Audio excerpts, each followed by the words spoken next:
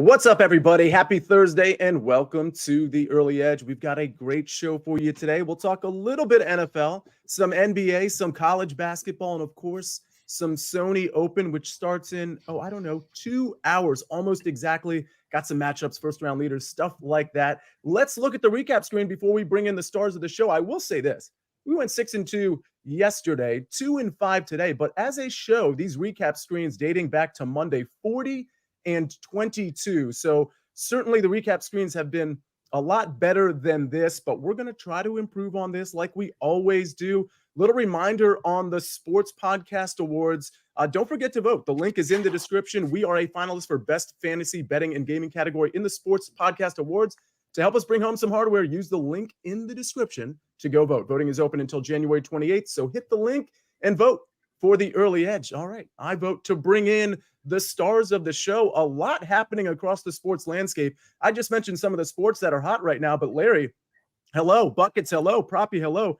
Maestro, I got to go to you right off the bat because we were talking pre-show, and I think we all would have been a little surprised if one of Pete Carroll or Bill Belichick or Nick Saban had decided to call it quits, at least for their respective teams. For all three of them to do it within 12 hours, if not less, was pretty shocking to me. What are your thoughts? Yeah, not all of them called it quits on their own. But yeah, this is a shock. I mean, what shoe is going to drop next? But Bill Belichick being out, I think he's going to land with Atlanta. I think that is a very likely scenario or potential scenario, just because Arthur Blank is so desperate for a winner. He wants to hit a home run. And that would be obviously a home run higher, even though Bill Belichick 47-57 without Tom Brady. So they have to get a quarterback down in Atlanta. They have so much offensive talent. The defense much improved. So people are talking about the Commanders as a possible spot, the Chargers as a possible spot. I just think Atlanta, because Arthur Blank, he likes to win the press conference. He likes to make the home run higher, and so desperate after the Arthur Smith debacle. How dare you, Larry? You know that the Washington Commanders always win the offseason and then fall completely flat as the regular season starts. By the way, Buckets, I got to ask you. I know you're coming off a cold. Is it like sub-zero in your apartment? Is that a turtleneck? What's going on over here? It is a turtleneck. Sia, this is a little embarrassing to admit, but I don't own any fancy clothes at all. I do not own a single pair of jeans. I do not own a single pair of khakis, but I'm trying to be better in 2024. So I'm practicing wearing adult clothes. This is long sleeve. It's comfortable. It's nice. You can't see it, but I'm wearing my first pair of jeans ever underneath this. So just getting the reps in, That's amazing and adorable. And Proppy, I didn't know jeans were fancy gear, but here we are.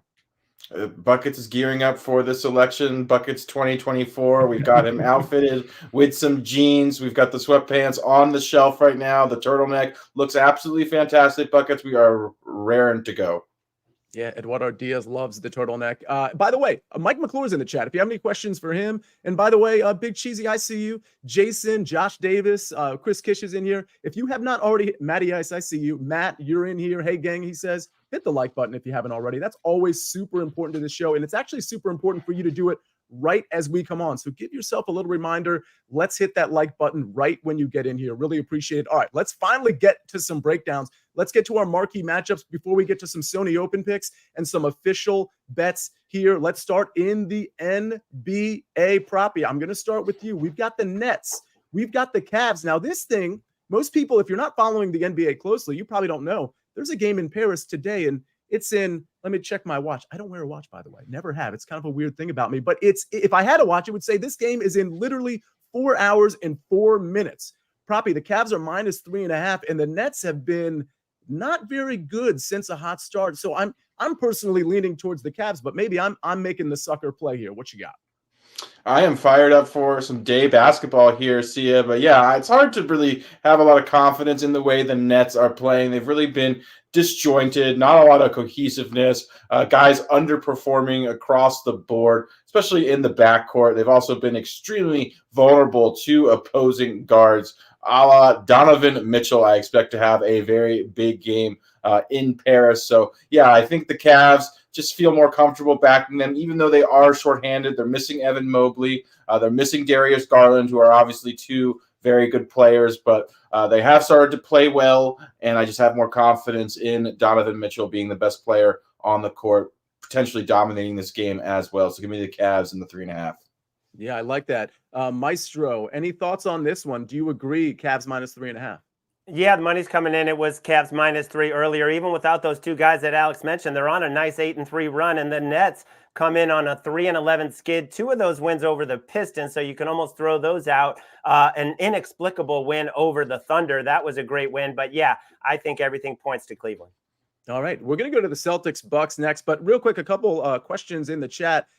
Pretty funny. Thor says, when does the morning wedge start? You must mean the early wedge. Morning wedge is also a decent name here, but I believe we're starting that at the Farmers, which is going to be 2 weeks from now. We've got the Amex next week, and we've got the early wedge the week after that. Somebody else was asking about some of my written content with respect to picks. That'll probably start at the Farmers as well, but have no fear, because on the early edge, like today, like in about 5 minutes, I'm going to be releasing my first round leaders, a round one matchup, a few outrights that you might want to consider. So a lot of that content up until the Farmers, which again is less than 2 weeks, will be on the early edge, this show. And it's not only going to be Thursday, it's going to be Friday as well, as I'll have some live plays, some round 2 plays going into the weekend. So something to consider, live bets as well. All right, Celtics at the Bucks, Bucks minus 4.5, 242.5 point total.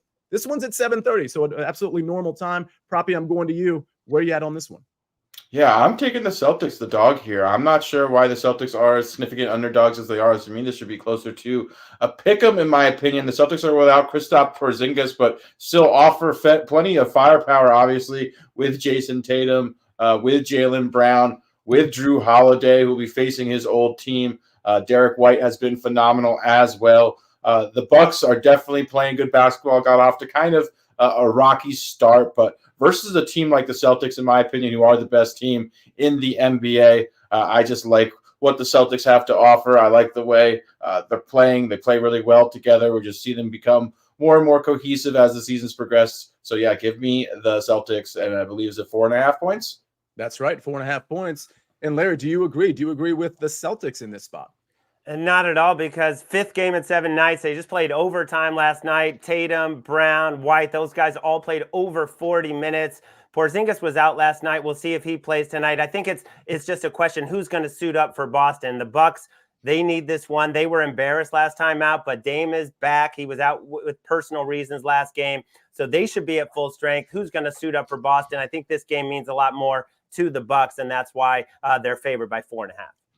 Hey, Buckets, did you catch that disdain from the Maestro? He's like, not at all. Just slapping Proppy right across the head there. I absolutely love it, by the way. All right, let's go to the Knicks minus 3.5 at the Mavericks. Now, Proppy, we were talking pre-show about how the Mavericks are down some players here, and this Knicks line, while it's growing, while it's getting bigger because of some of this injury news and some of these guys who aren't playing, maybe it's not big enough. Do you like the Knicks here minus 3.5? I do. I like the new look Knicks, we'll call them, with the addition of OG Anunoby, who's really been a seamless fit to this Knicks team. I love what he brings to the table. We know the Mavs are going to be shorthanded. No Luka Doncic, no Dante Exum, who's been a huge player for the Mavs. No Maxi Kleber, Derek Lively, their starting center, rookie as well. So, yeah, I like the way the Knicks are playing. Jalen Brunson facing his ex-team. I believe this is only the second time he has played the Mavs. His previous game against the Mavs didn't play very much, only scored 50 or 13 points, if I'm not mistaken. So I know he will be motivated to have a big game. Love what I've seen from the Knicks with OG in the lineup. So give me the Knicks at 3.5, especially sans Luka Doncic. Yeah, I really like the Knicks here. By the way, Mike McClure dropping some golf knowledge. Again, this tournament hasn't started. If you want to play some DFS or you want to get some bets out there, he talks about Adam Svensson, who I also love, and I'm going to reference just in a couple of minutes. He talks about Ben Coles. He is a very sneaky play. Another sneaky play in that Ben Coles range, Vincent Whaley. So check him out as well. But love the DFS and betting knowledge Mike McClure is dropping in the chat. All right, the last marquee matchup before we get to our official bets and some golf.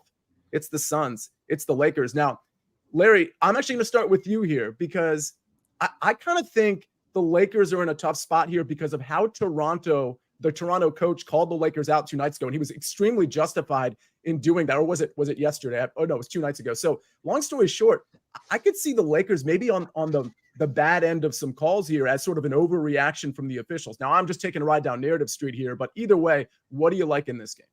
Yeah, that Lakers fourth quarter reminded me of a game way back when they beat the Kings, when they got all the fourth quarter foul shots in the playoffs way back when. It was so imbalanced. We'll see tonight. They've beaten the Suns all 3 times, but this is the first time that the Suns have their big 3 together. So I think that the way the Suns have been playing, which is not well, this is a big spot for them. It's their last chance to get the Lakers. All big 3 stars are in the lineup in terms of Durant, Booker, and Beal. And by the way, I would never show disdain for my buddy Alex, especially a guy who's 82 and 48 in the NBA. No disdain there, just some facts about the travel spot. Probably, I don't know. It sounded like disdain to me, but I'll say this. I will say this. He made up for it by dropping your record, which is like, I mean, it's every year you do this. And so, like, I'm not even impressed anymore unless I see like 125-1. Like, I'm just not impressed. So you do this every single year, particularly in the NBA, but in other sports too. So I'll hand it off to you. We're talking about sides and totals this time. Where are you at on this game? Meister actually might have been taking a subtle shot at me there too. See, as he got my record incorrect, 82 and 46, Maestro, 82 and 46. This is unbelievable. So slight correction there, but I'm going to back actually the Phoenix Suns here. I think the Suns, all things considered, right? They've had so many injuries across the board. The big 3 has barely played together, as Larry mentioned, but they're I believe they're close to 500 or a game over 500. I think that is somewhat of a win for this team. It's going to be really hard to count on these guys all being healthy come the postseason, but considering that they're healthy right now, I do like their chances in this game against the Lakers. The Lakers really need additional scoring outside of AD and LeBron. The amount of responsibility, the offensive load that both of these guys are shouldering night in and night out is going to catch up to them sooner and later. The Lakers really need someone besides their big 2 to give them consistent scoring. So give me the Suns in this spot. Actually, I think the Suns are going to go on a little bit of a run here if they can stay relatively healthy. Well, the Lakers do have a third scorer, and they're wearing pinstripes, if I may. Okay, let's go to some golf picks. I want to drop some first-round leader knowledge on everybody, maybe some outrights as well. We'll see if Mike McClure – listen, I know he doesn't do first-round leaders, but maybe he'll agree or disagree in the chat actively as I'm giving these out. But before we get there, let's hear a quick message from our partners. Run it back. No point, no fear, no fame, no story, no blood, no pain, never overthrow me. This is my name, this is my story. This is my time, my territory. Welcome to the show. Welcome to the end of the road. You want to win it all? Better be ready to go. Nola Face in the chat. He says, hey, M2, looking at Harris English over JT Poston minus 105. I'm sure he's going to respond to that. It's funny you mentioned JT Poston. I think Harris English is an interesting DFS play, not necessarily in the betting market. JT Poston's going to come up in just a second. But first, let's look at my first round leaders. I only have 3. Normally, I have like 4 to 5 here, but I'm only going to rock with 3 here. Adam Svensson, who Mike McClure just mentioned in the chat that he really likes in the DFS market, probably in the betting market too, at plus 5,500. Andrew Putnam, who has great history here, at plus 6,500. And Alex Noren, whose game is starting to trend and who's no stranger to getting super hot any given tournament, kind of randomly, particularly in the first round. I really like how he's trending. So all 3 of those guys go in the morning, which means that like they're going to get the better of the course in terms of the course just kind of being in good condition, and the winds are going to be down in the morning. So I picked 3 morning guys. As far as my outrights, these aren't necessarily morning guys. I only bring up the morning here because there is a weather advantage probably to the morning guys today and the afternoon guys tomorrow. If you don't know what I mean, then you're going to have to lock into the early wedge when we start at the Farmers, because some of that lingo, some of that jargon, I just don't have time to explain right now. But I like Chris Kirk to go back-to-back. Listen, I think this is a good course fit. He's got great history here. I know he just won last week. I think he wants to pile up the FedEx Cup points. So I think he's live at plus 2,500. JT Poston, just referenced him. I love how the game is trending on this course. He missed 2 cuts in a row. And then the last 2 times he's played here, he's gotten better and better. I think he's figured something out about this course and love the recent form. Andrew Putnam at plus 5,500, just mentioned his history. Long shots, Ben Griffin. Mike McClure and I were on HQ on Monday, I believe. We both referenced Ben Griffin as a long shot. He has the worst end of the weather wave, so I do want to point that out. And Vince Whaley is the same. He's not on the good side of the weather wave, but it's not a terrible weather advantage or disadvantage anyway. But I think Vince Whaley is really sneaky. Maybe you want to find him in the top 30 or top 40 market. You're still getting a great number, but 150 to 1, I'll go ahead and take that because I think Vince Whaley is kind of like a hidden gem that nobody is talking about. Well, everybody's talking about BetMGM. New BetMGM customers can sign up today and get $158 in bonus bets. This is so incredible. Just place your first wager of at least $5 and you will receive $158 instantly in bonus bets, regardless of your wager's outcome, with bonus code EDGE158. That's EDGE158. All right, Buckets.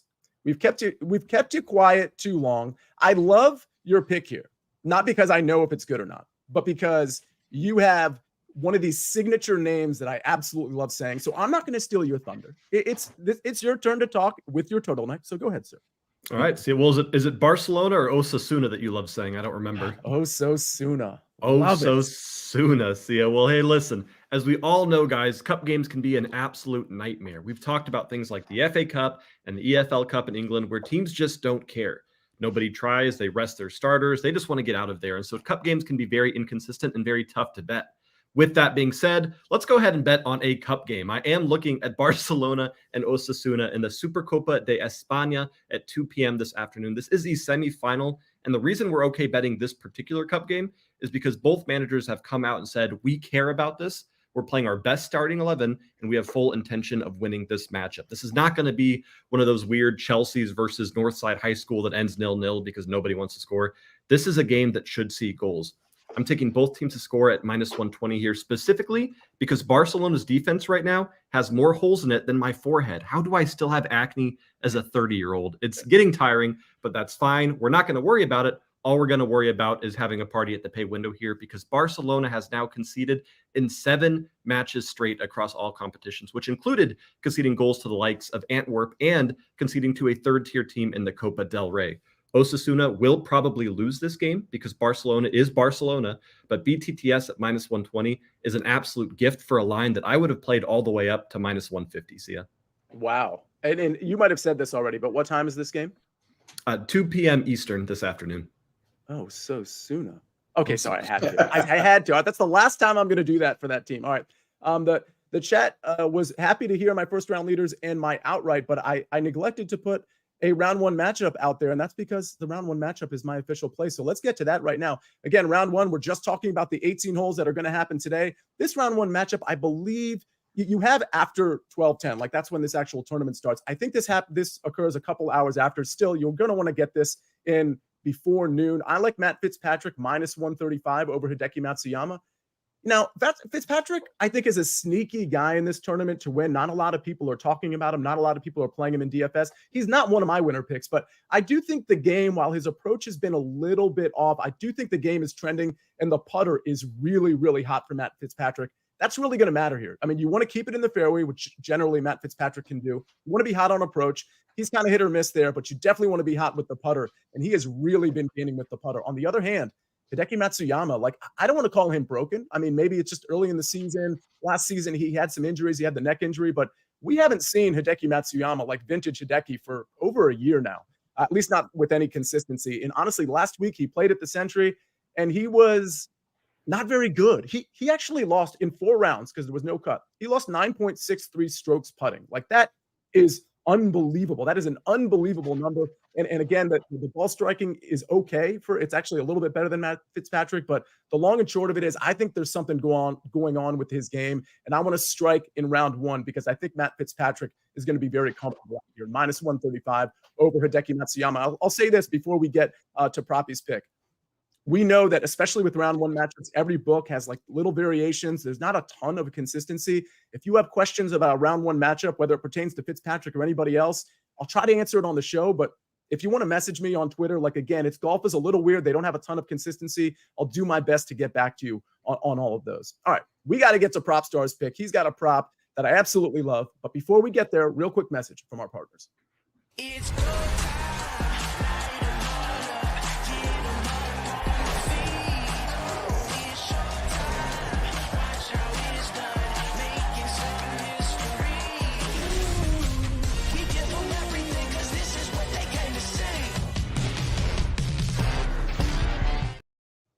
EQ says this is the biggest weekend, wildcard weekend, I guess is what he was trying to say. By the way, if you haven't already seen it, we have a ton of wildcard weekend. Larry's already done a show with, who did you do it with? Mike McClure, Larry, and that was me, Mike, and RJ. That was it's been up for a couple of days, but everything is still relevant because there hasn't really been, excuse me, a lot of news that's changed anything.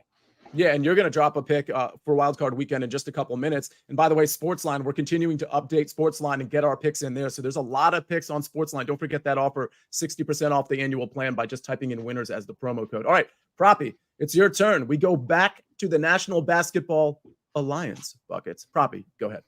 Yes, we do see we got some Parisian Day basketball on the menu as well. Can't wait for this game. But yeah, I'm going to take Jarrett Allen, the center for the Cleveland Cavs, former Brooklyn Net. Going to go under 32.5 points, rebounds, and assists. This is simply an inflated line. Jarrett Allen has played very well recently. Sans Evan Mobley, he's really stepped up. He's been a big reason why the Cavs have been as good as they have been, despite being shorthanded. But he's really taken advantage of some soft matchups, playing the Wizards twice, playing San Antonio, playing Dallas, who has one of the worst defensive backcourts in the league. Now we're playing a Brooklyn Nets team. They have a solid defensive front court. They also play slow as well. I also believe Jarrett Allen is a regression candidate here. He's shooting absolutely incredible. His splits are phenomenal. But yeah, this just looks like a paced down spot. This is 7 or 8 PRA higher than his average on the season as well. So I'm going to fade the big man. Let's go under 32.5 points, rebounds, and assists for Jarrett Allen. All right. Love the play. And Larry, before we get to your plays, I do want to mention there were some questions. Fitzpatrick over Kirk. Actually don't like that for round one. And there was another question, I think, from Eduardo and maybe Nathan. Brendan Todd against Matsuyama. I assume that's a round one matchup. I do like that, actually. I think that's an okay one to take. I'm assuming the juice is about even on that one in terms of minus 110, minus 115, plus 100, something like that. All right, Maestro, you've got a lot of picks. So we have really filled this show with picks, especially with the Sony Open stuff. And we're going to do the same tomorrow. By the way, on Fridays, usually Danny Brasco is here with some early looks at some NFL games that he likes as well. I mean, this is going to be this show today, tomorrow. We've got a lot of content and picks coming your way. You've got 2 college basketball, Larry, and you got a Josh Allen prop, which I'm very intrigued by. So the floor is yours, Maestro. Yeah, and I'm stinging today, Sia, because I went to bed with Colorado up 16 last night and then wake up to see they blow that lead. They blow the cover. So I need to bounce back today. And I got 2 college basketball plays. A few days ago, we were on Monmouth on that national TV game on Monday night, and they did the job. Xander Rice went out and made his first 5 threes. He finished 11-12, and they got a big win at home. But now they're going to UNC Wilmington, which is picked to be the number 2 team in the conference. This is a team that beat Kentucky at Rupp Arena. They are very talented. They've lost in the tournament final the last 2 years, so they have NCAA tournament hopes, but they're 0-2 in conference. They haven't played a home game in over a month. They're coming home to face Monmouth, and the line is 7.5. I jumped on this. I think you're going to see 8.5. I'm not going above 8 on this one, but I do think this is a great spot for the Seahawks, and we see a little shooting regression from Xander Rice. And then out west, another Pac-12 game, a late game, Arizona State getting 7 at Washington. Washington's at home. They're desperate, but Arizona State 4-0 start in the Pac-12. They have a point guard, Frankie Collins. There was no room for him in Michigan. He transferred a couple years ago, thought about the NBA draft last season, came back to school, and is making the most of it, averaging 17 points in Pac-12 play, leading the conference in steals, 3.1 steals, which is 3rd nationally. He's so quick. And this is a guy that even if they get down 10 or 15, as he's shown already in the Pac-12 season, he can bring them back. So I think Arizona State will keep this tight at Washington and cover the number. And then looking at the NFL wildcard weekend, one of my favorite props, which I've already locked in, and I think this is going to go up, especially the juice is going to go up on Josh Allen, over 8.5 rush attempts. Have you seen the forecast for Buffalo? We're talking regular wind between 20 and 30, but gusts of 40 to 60, which is going to make it very tough to throw the football. He ran 15 times last week in a must-win game or a high-leverage game in Miami, 11 times the week before. When it comes to playoffs, high-leverage spots, he always runs more. Then you throw in the weather. I love Josh Allen, over 8.5 rushes. That's such a sharp play considering the weather. I mean, Larry, quick reaction here. I'm considering, because of this weather, leaning on the Steelers now, where I went into the week and this is not an official play. I'm just having a conversation here, but like with the wind and the weather conditions, it does seem like it's going to be a lot of Josh Allen, James Cook runs short area passing, and a lot of Najee Harris and Jalen Warren. 10 points is a lot, right? I mean, where are you leaning anywhere in that game, or have you already put out a pick on that game in terms of the side?